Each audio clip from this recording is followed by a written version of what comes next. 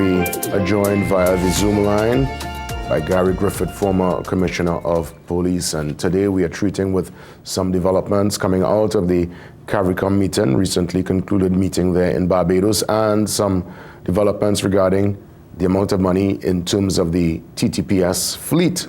We'll start with the first issue out of Barbados. But before that, let's, as always, say good morning to you, Gary. Thanks for the time. Hi, good morning. My pleasure. Please excuse my voice. I always thought I worked so hard during the week I deserve a party.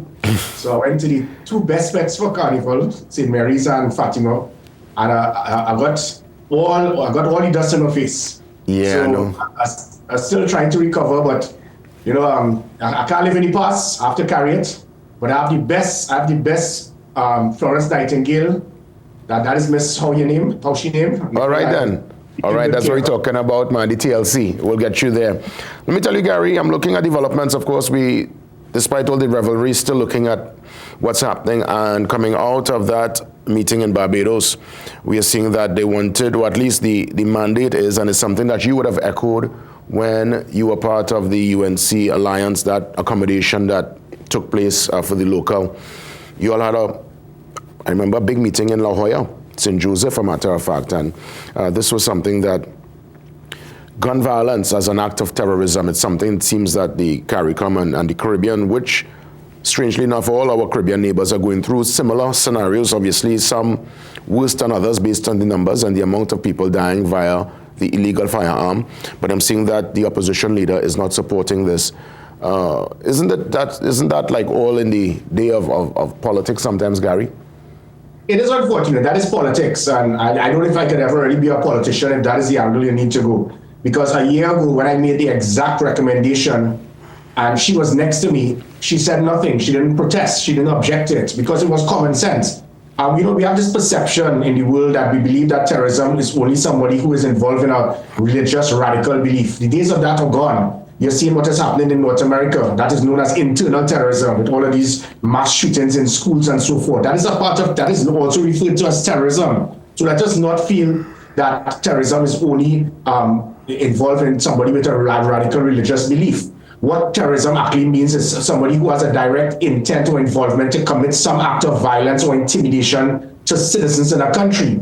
The only difference is with a political aim. You take away that line, and we can utilize that part of the law to put enough pressure for persons when held with illegal automatic weapons to be incarcerated for life, no bail, 20 years, and persons who have assisted them in acquiring such a weapon can now also be incarcerated. So, and again, this is terrorism is not just about the person actually committing the act. You don't need to press that button to detonate that bomb to be known as a terrorist. If you have the equipment that makes you, it means that you are now a terrorist because that was your intention. So if someone, for example, in this country has an automatic weapon that can kill 35 persons in 3 seconds, his intention is to commit serious acts of violence on citizens of this country. And that should and could be deemed as an act of terrorism. So I wish to applaud CARICOM, this present government. It is interesting that the same government a year ago when I said it, they had mocked me, they laughed at me, and now they are saying the same thing. So it took them a year to understand what I was saying.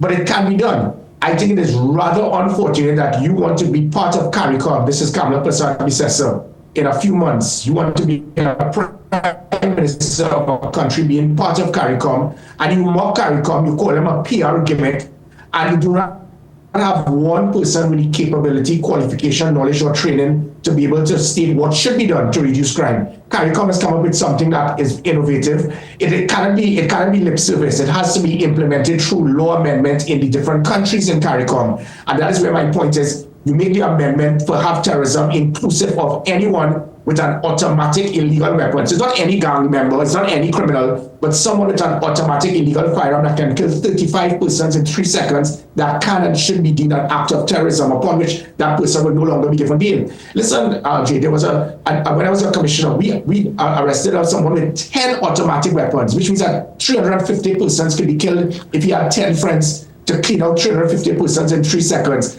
And a judge gave that person $50,000 bail, and he went back out onto the streets. That is how you expect the police to work on that. You give us the ammunition, literally, to when held with such weapons, they can be incarcerated for life, make it a capital offense. That is what terrorism is about. it can play a big part towards us going in the right direction. But do you think we'll bastardize the term itself? Because again, there is a distinction between, let's say, a killing and an assassination, and we know it's based on the personality, the person and their particular profile and position.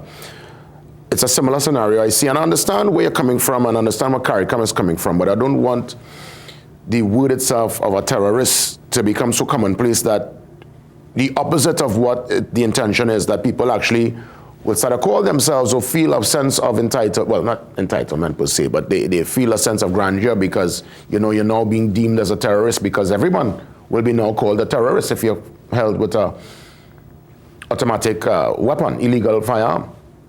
Good point, but it started in 2006. A prime minister labeled criminal elements cold-blooded killers, cockroaches, if you want to call it. I call them that, and we deemed them as community leaders. It certainly didn't help the cause. So regardless of what we name them, what they refer to themselves at, we need to find ways to amend the laws to give the scales of justice a fighting chance to look after the rights of law-abiding citizens over the rights of criminals. So for the opposition leader to rubbish this, it means basically she prefers that if someone is caught with an automatic illegal weapon, they must have the entitlement to receive bail, which again has been the problem between the NTA and the UNC, where we continue to work to ensure that the scales of justice can be tilted towards the law-abiding citizens.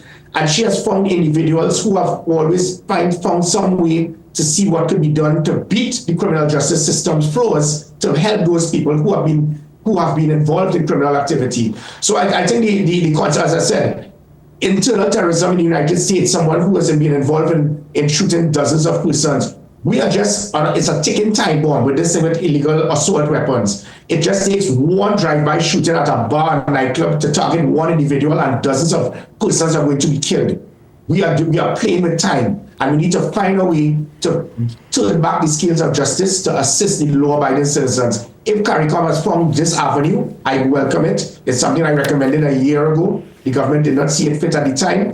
All we need to do is to look at amending the laws and act of terrorism, take away the part for a political aim, and automatically the meaning of terrorism is that anyone with an intention to commit violence or intimidation to citizens of this country. When you have an automatic weapon that can kill 35 persons in 3 seconds, if that cannot be deemed an act of terrorism, I don't know what else. Let's transition to the issue with the vehicles under the umbrella of the TTPS. It's, of course, the numbers are coming in, about $1 billion would have been spent in a particular time frame. So much so that the acting commissioner, and the stories on page 6, I implore you to get your Guardian today, Gary. He says the TTPS erred in the way it purchased vehicles. Now, I understand a fleet under the umbrella of the TTPS will be different to, let's say, the car that you will drive, I'll drive, the kind of wear and tear, the kind of usage, the places that this vehicle will have to go. Indeed, the work to maintain this, and I mean, we're seeing this particular shot here with a graveyard. I mean, this is a whole different talking point, right? But what can be done to ensure that images, that kind of shot is something that is of the past? Because clearly, money is being spent. Are we getting bang for the buck? And what is it a justified spend? And are we getting bang for the buck?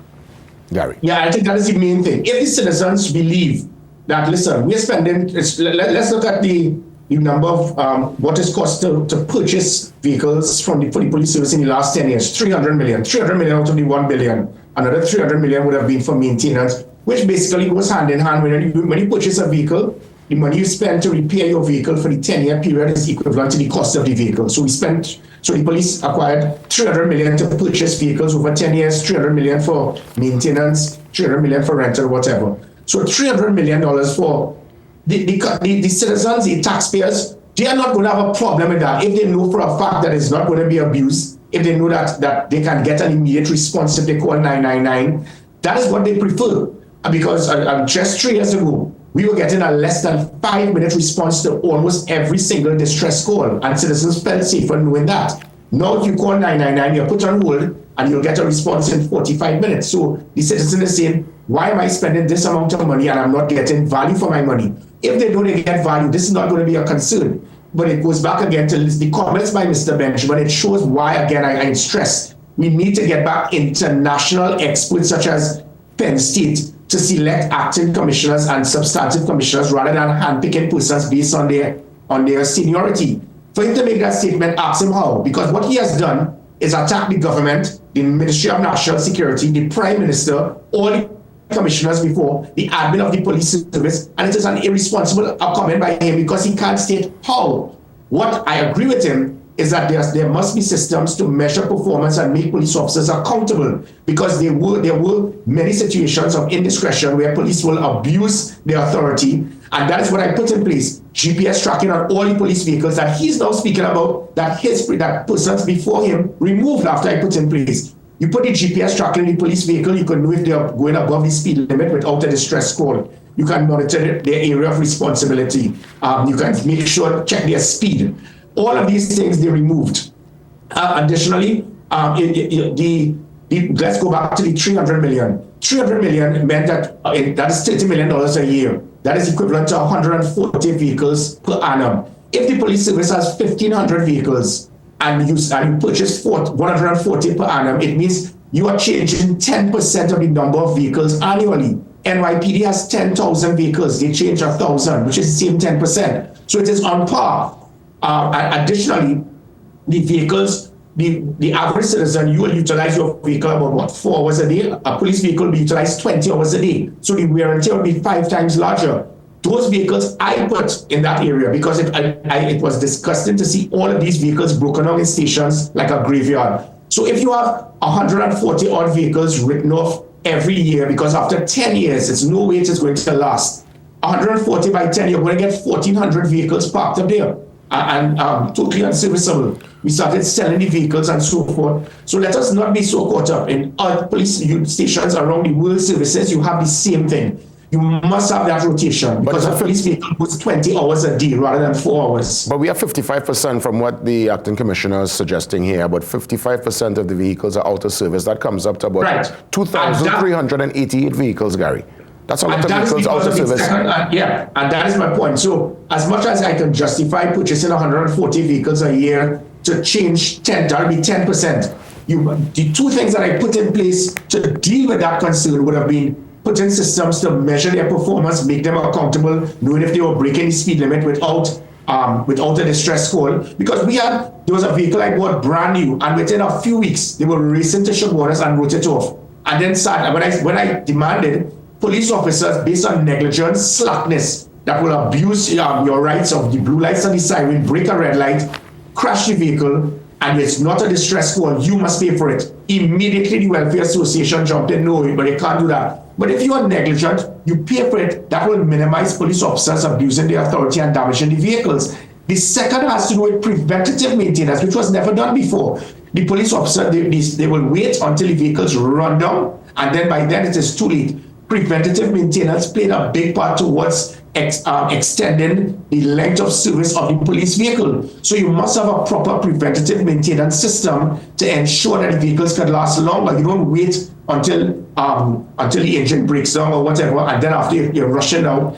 And that is where the problem is. You must have proper preventative maintenance, and you must have that GPS tracking to monitor the speed, the area of responsibility, and if police officers are culpable, they must pay for the repair of these vehicles. What about health and safety of these said vehicles? Because I guess probably that would be an extra cost. I'm thinking, why are we still putting folks who are arrested, they've been taken into the police station for some kind of investigation, Gary, putting them in the back of a Hilux pickup, putting them in the back of a car, bundle up, in the back of a SUV, sit down in the trunk area. I've seen where they put folks, suspects in vehicles where there's, they're handcuffed, there's a particular metal bar between the driver and themselves. To me, I find that to be, one, a bit dangerous, and two, it could also put the arrested person at risk if indeed the vehicle end up in some kind of vehicle accident, Gary.